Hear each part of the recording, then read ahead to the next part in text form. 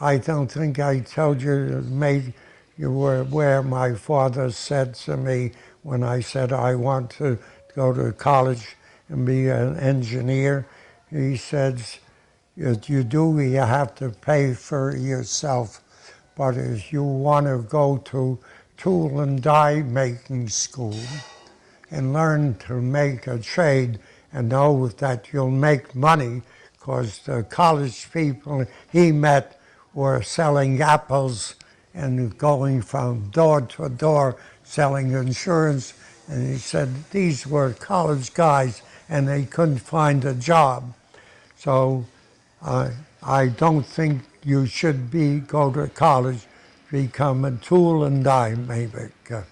And I said, no, I'm not interested. I'll find a way.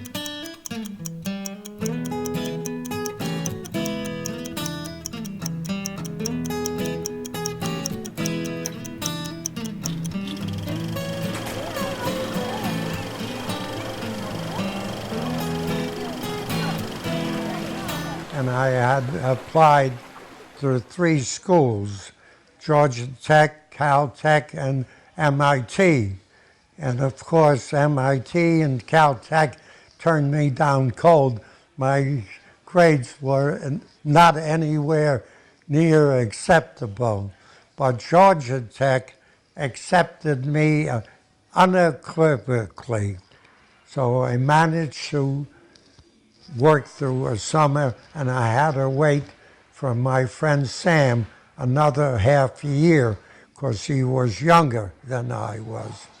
And I saved enough money to cover $100 tuition for the semester and $10 a month for my room and $20 a month for 5 meals 5 days, 2 meals a day, $20 a month.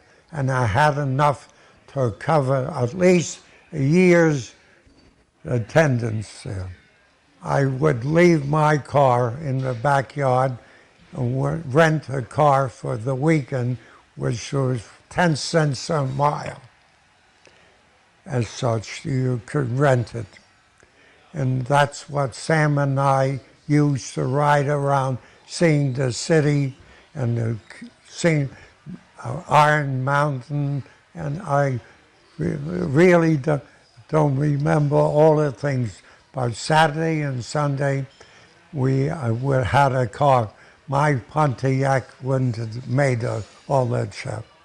And I also learned, I said learned, but I also knew when you have a car and you jack up one wheel in your rear just off the ground and put it in reverse, it runs back the mileage.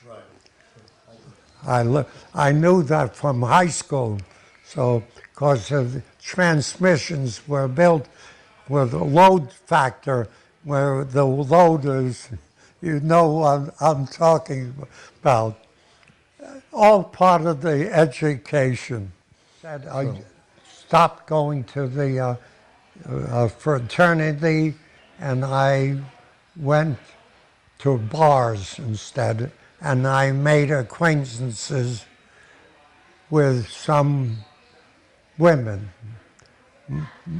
a little older than me, but it was very entertaining and interesting, and they were Jewish also.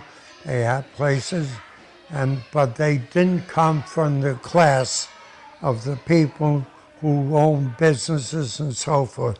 They were a working class, but it was very nice having somebody that was interested in talking to you and the little schmoozing, whatever goes on. We had a guy who lived in Queens, and his father bought him a recording set, and not only recording, but he was able to transmit.